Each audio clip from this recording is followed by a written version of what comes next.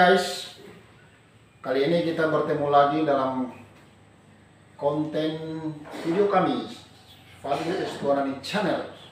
Dan hari ini kita akan banyak berbicara tentang fenomena terjadinya perceraian di dalam rumah tangga. Dan memang hal-hal seperti ini bukan menjadi satu rahasia di negara kita, Republik Indonesia, dan dalam kehidupan bermasyarakat, karena memang peristiwa-peristiwa perceraian ini hampir setiap hari terjadi di dalam prosesnya secara resmi diajukan ke dalam sidang persidangan pengadilan. Dan untuk yang umat Islam mengajukan proses perceraian ini yaitu melalui pengadilan agama. Dan ikuti terus konten kami ini dalam rangka pembahasan untuk kaitannya dengan fenomena perceraian. Oke.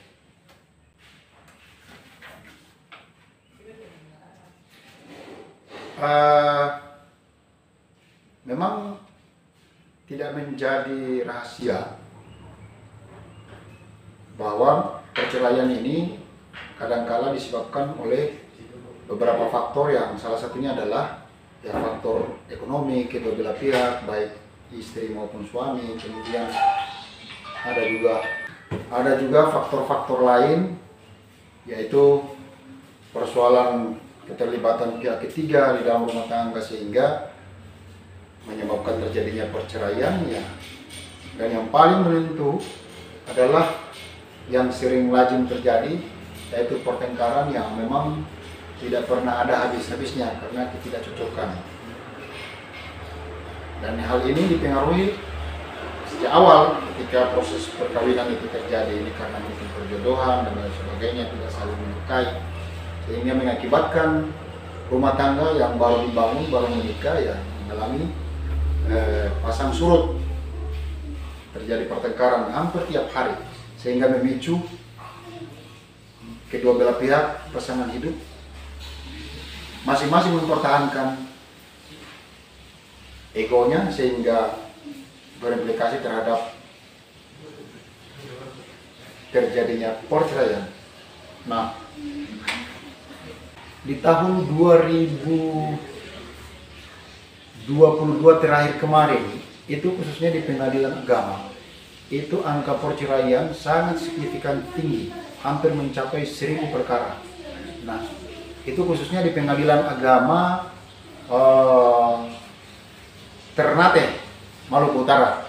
Belum lagi di pengadilan agama Labuha, belum lagi di pengadilan agama Tobelo dan Tidore. Dan itu untuk khusus perceraian bagi yang beragama Muslim, agama Islam. Belum lagi yang beragama Nasrani. Nah, tapi jarang kalau yang beragama Nasrani kita dapatkan di pengadilan negeri, itu sangat jarang sekali terjadi proses perceraian.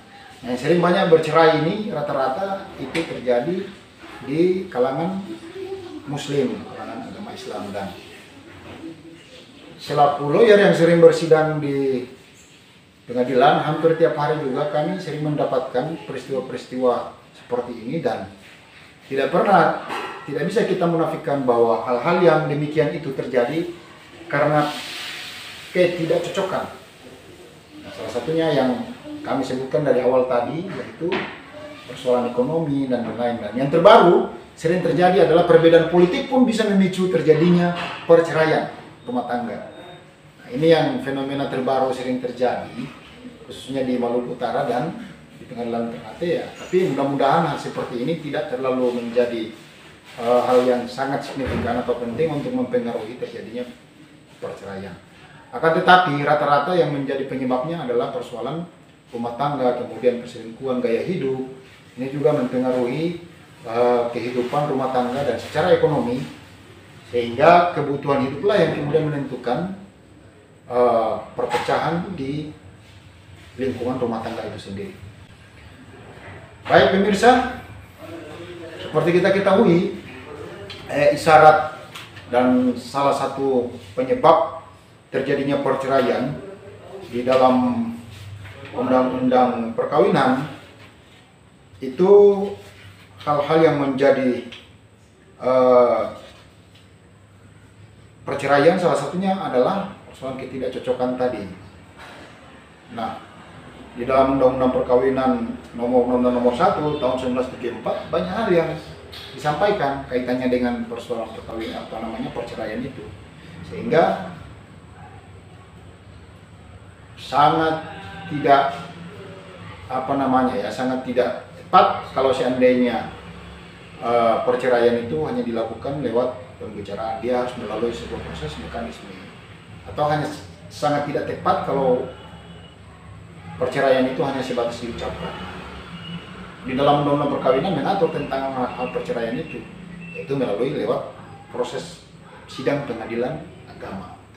Nah, saya kira itu dulu yang menjadi pembahasan fokus kita pada kesempatan hari ini, para pemirsa, dan itulah mungkin 3 faktor yang saya sampaikan tadi kaitannya dengan penyebab terjadinya proses perceraian rumah tangga.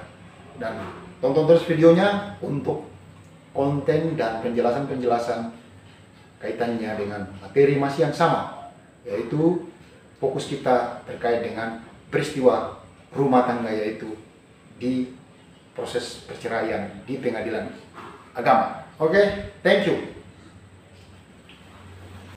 Dan kita bertemu pada konten video selanjutnya.